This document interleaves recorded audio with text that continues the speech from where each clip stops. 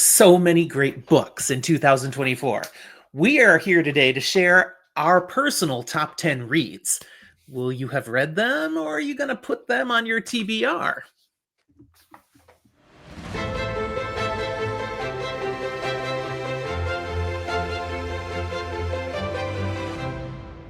Hi there, and welcome to Fantasy for the Ages, the show where father and son sit down and talk about today their top 10 books from the past year. I'm the son of the equation, Zach. And I'm the father, Jim. Thanks for joining us here today. We just love sharing good literature that we've come across. So, this episode is going to be one where we think you'll find books that either you're with us going, yeah, those are great books, or you'll be, what? You just read those in 2024, which could be the case as well. But hopefully, there's a couple of books you haven't read yet, and you'll add them to your to be read list, and we share the fun. And probably there aren't going to be any clunkers today because these are what we No. considered either the best or at least our favorites. And I like to think we have okay taste. I think so. I think so. These aren't necessarily a qualitative list of the best books. No, they're the books we most enjoyed reading. I got through 88 books and counting. I still have 10 days before the We end of the still got year. time. We still I got time. expect to get at least one more done, probably two, and hit that 90, which would be cool. Well, How many? and How about for you? last year I was at 30. No, last year I got like 6. Take it back. I don't remember off the top of my head how many I did last year. But this year, This year I got 69. that's cool. 69. That's a great number. I'm still going. I'm probably going to end up at 71, 72, There you go. somewhere in Yeah, there. like I said, 10 more days. But I'm tempted to make sure I don't finish another book this year so that I keep that as my goal all next year. It's a silly number. Well, we're pretty sure you watching us here are going to enjoy this. So if that proves true, be sure to let us know and hit that like button. And do what over 2,100 people have done now. Hit the subscribe button. If you're not one of our subscribers, we sure hope you will join us because we're just putting out content to entertain and sometimes to educate. Check it out. Lots of videos here for you. Okay, let's not waste time. Let's dive into this list. And I'm going to start from Yes. the bottom, 10 to 1. My 10th best book, favorite book that I read all year was Devolution by Max Brooks. Just a fun book about, not a very fun thing, a Sasquatch attack in the Pacific Northwest. There's a bunch of other things around it, but it's written really well. Max Brooks is the person who wrote World War Z, which was also spectacular. He has got a great style, and he borrows a little from that style into how he does Devolution. It leans into the sci-fi lane just a little bit, and I really enjoyed it. Eric Hahn read it first, a recent guest on our show, an author, and writes he judges books on are they well written or not as to whether he enjoys them. He recommended this, and he was right. Great book. What's your number 10? My number 10. So my top couple of spots, or I guess bottom of my top couple spots here, it was hard for me. I had to pick through, and there are so many other things that could have been in this slot. And for me, what did it was there were 3 books that I felt could be my number 10 slot that were all part of a trilogy.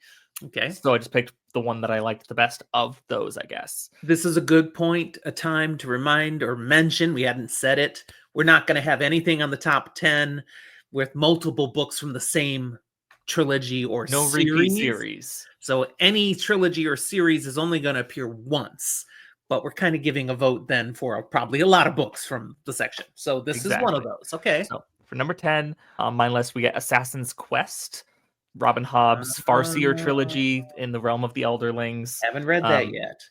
And I did very much enjoy it. Not enough to be my number 1 slot, but it got my top 10.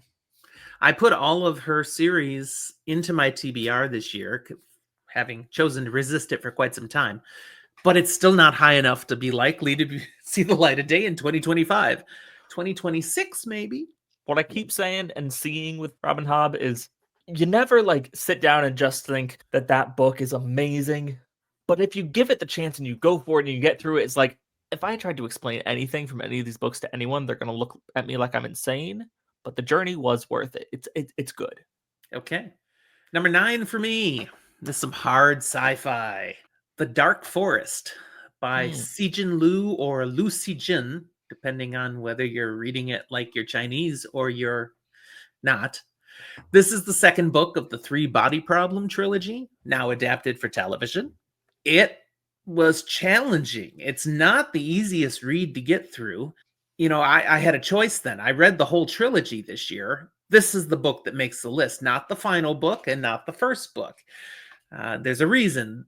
The first book is very non-linear, very unique in style. The second book gets a little more traditional storytelling narrative, and I enjoyed that a little more. But this had some deep stuff, and it's really connected. The whole thing is connected to First Contact. Mhm. And it's not like Independence Day, okay? It's a totally different and terrifying thing.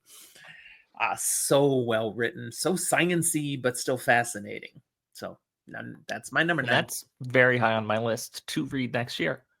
A lot of people try Three Body Problem and DNF. So we'll see if you make it through or if you become one of the many that just can't. We'll see. My number 9 goes to Six of Crows by Lee Lee Bardugo. Bardugo. Fun, enjoyable time. I haven't gone into the Grishaverse to read the rest of the stuff. I'm not sure I'm going to. I have enjoyed some Lee Bardugo, but I very much did enjoy the duology that I got here, Six of Crows and Crooked Kingdom. And it's just kind of a fun time. It's got its own stakes. It's got what's going on, Okay. but it's very fun dive into that world. Those are on my TBR, but way down there somewhere. I'm not sure when I'll get to them. But since you really liked them, I'll probably have to move them up a little. Number 8 for me is still on the screen, way in the corner, For a Few Days More by ZB Steele. This is basically a standalone, grimdark, almost more just dark fantasy novel that he asked me to read and review it. And I literally dropped the review on the 1-year anniversary of the book. Now, he asked me to read it on the 1-week anniversary of the book. It literally took me almost a whole year to get to it because our backlog is crazy. But when I read it, it was fantastic. I had so much fun with this book. It was not challenging to read, but basically it's a grimdark Western, and it leans into the Western tropes delightfully with some surprise twists near the end. Good stuff, and there will be more to come in this world. This was the first book. I'm looking forward to more to come. All right. My number 8 was a little bit of a surprise to me that I enjoyed it as much as I did because it's by far the oldest book on my list. This was Foundation as Isaac Asimov.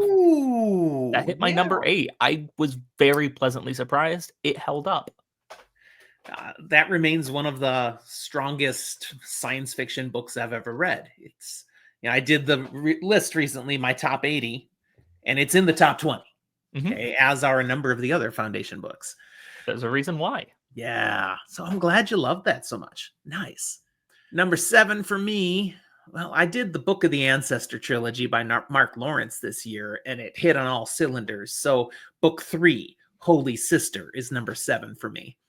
It's grimdark meets Harry Potter, kind of, because it's based on a person going to school, but not like any school you've ever seen, because this is a convent where they train to be spies and assassins and nuns. It happens. And I loved the unconventional style that Mark Lawrence uses because he's telling 2 stories at the same time in these books. He's telling the current tale and then the flashback of how things got to where they are. The first book is mostly flashback with just a little of the current timeline, and then it shifts more, and then finally you all get to the current timeline later in book 3. It was just really well done. Good. We're on my 7 now. Yes. Which is an author that I read the previous year, but I finally got to something that I had been looking forward to with them, and it was very different than a lot of other things in this genre. I mean, let's just be real here. A fantasy book that had footnotes. What? But it read very well. It was very interesting and did things very differently. And I love a weird, intricate magic system. This is Okay. Babel by R.F. Kuang. Ah, I very much enjoyed it. It is a weird read for a lot of people, and I can see people who typically are fantasy fans not loving it. But for me, it was my number 7. interesting. It's on my TBR, but nowhere near the top because I read The Poppy War, and that was good, but it didn't inspire me to want to run out real fast and read more R.F. Kuang. Like, Mm. no, I'll get to it. It was good, but it wasn't for me. Well, number 6 is a standalone novel that you won't read at all. The Living Dead by Mm. George A. Romero and Daniel Krauss. George wrote much of this book while he was alive, but never actually finished it and published it. When he died, his estate hired Daniel Krauss to take it, complete it, and put it out. And it's terrific.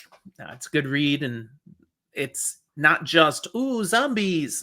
It's actually a well-structured, well-written book, which tells a powerful story that's a little different than what you typically expect from zombies. In a surprise, for a number of reasons, that's one of the few zombie books I might give a try. Ah, well, you might not be disappointed.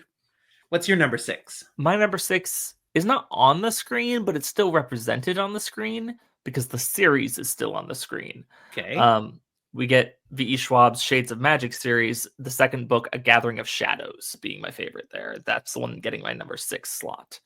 Okay. That's also on my TBR at some point.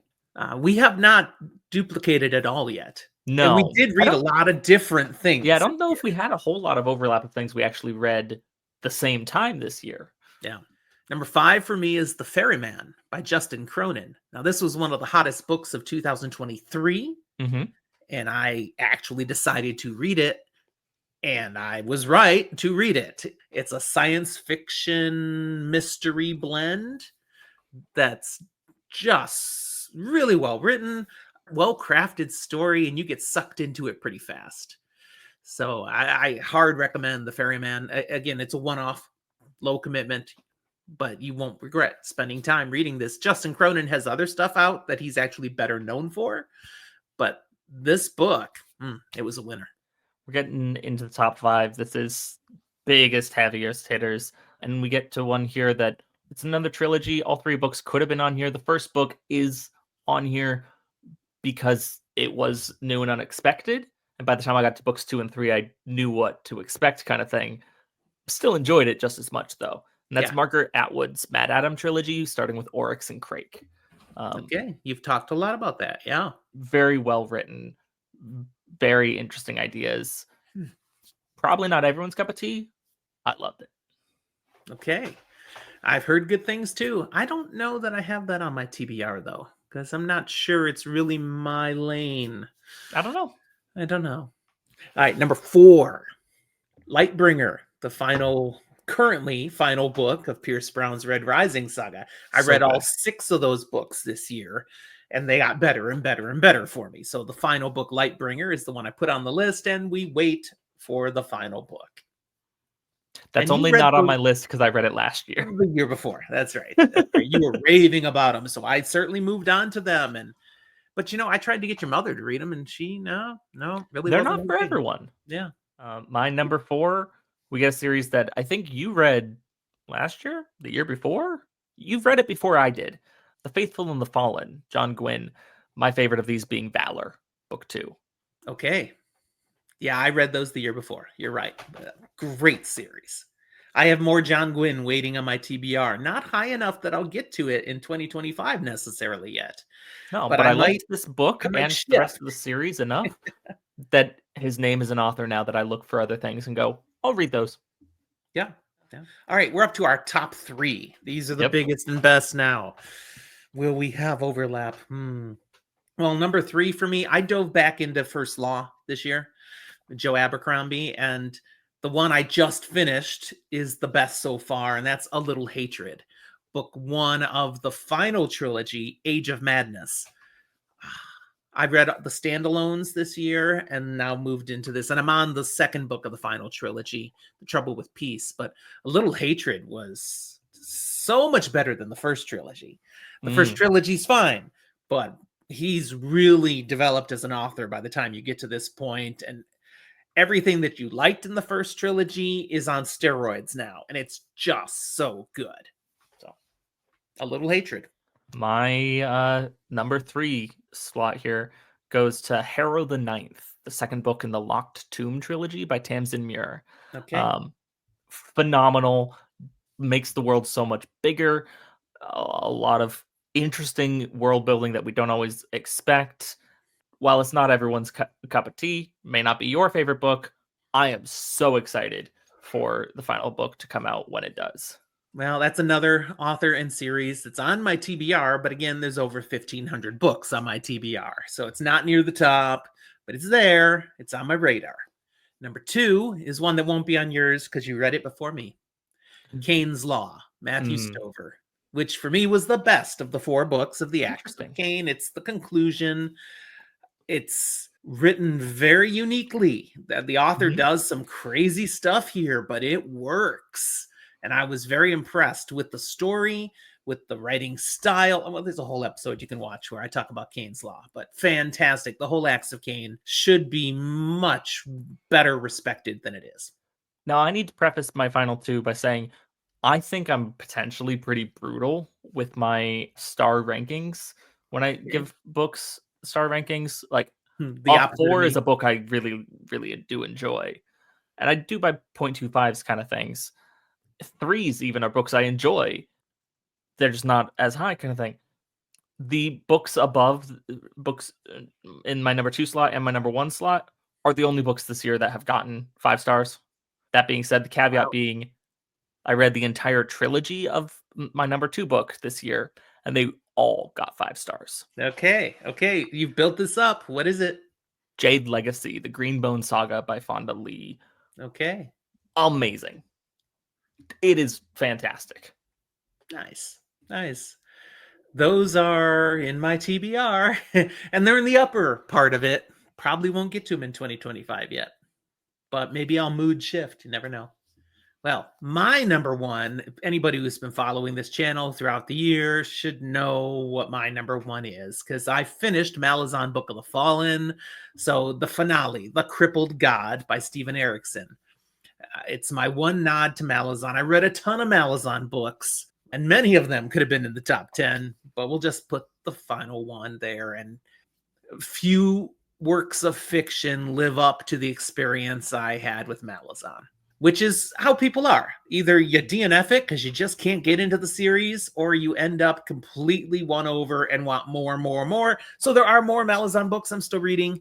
There's 26 books available. There's a lot. 20. No, I think it's 24 right now, but 25 and 26 are underway. And I've read now 20? 18. I've read 18 of the total books that are out there. So there's more to read, but I'm more than halfway. And I'm going to try to probably finish that this year. So yeah, The Crippled God, Malazan Book of the Fallen. What's your number one? As surprised to probably no one who knows anything about me, my number 1 book this year was also my number 1 most anticipated book to come out this year. And I think the biggest reason it doesn't belong on your list is because you haven't finished it. I have not finished it. It's on the screen, but it's also right here. Brandon Sanderson, Wind and Truth. I love the Stormlight Archive. It is very possibly my favorite fantasy series out there. So, of course, the conclusion of the first arc is my number 1 book this year. It wasn't a question. I Okay. knew it before I started reading it, and it was still true after I had read it. We'll have an episode probably within a couple of weeks where we'll talk about Wind and Truth, full spoil, just like we've done with the other books in the Stormlight Archive. I'm only a quarter of the way through, and I don't feel as good about it as I have the previous 2 books. So I'm interested to see if my opinion's going to shift as I move through. I acknowledge people who don't love this series as much as I do. I acknowledge the faults that this series does have. Does not make me love it any less. I loved this book. So we will have an interesting discussion. All right, but there's our books. You got 20 different books that we highlight there, and with most of them series as well. What do you think? Are there ones here that you've read that you totally loved as well? Put your thoughts in the comment box. If there are ones you're putting on the TBR because we talked about it, we'd love to hear that too. And look down in the show notes for other ways that you can come chat with Zach and I, our Discord server, our social media links, even our email. Any last words, Zach? Nope. I'm He gave gonna you read everything more, he and next had. year we'll get another 20 books to tell people about. There it is. All right. Thanks for watching, everyone. Enjoy your books. We'll talk to you next time.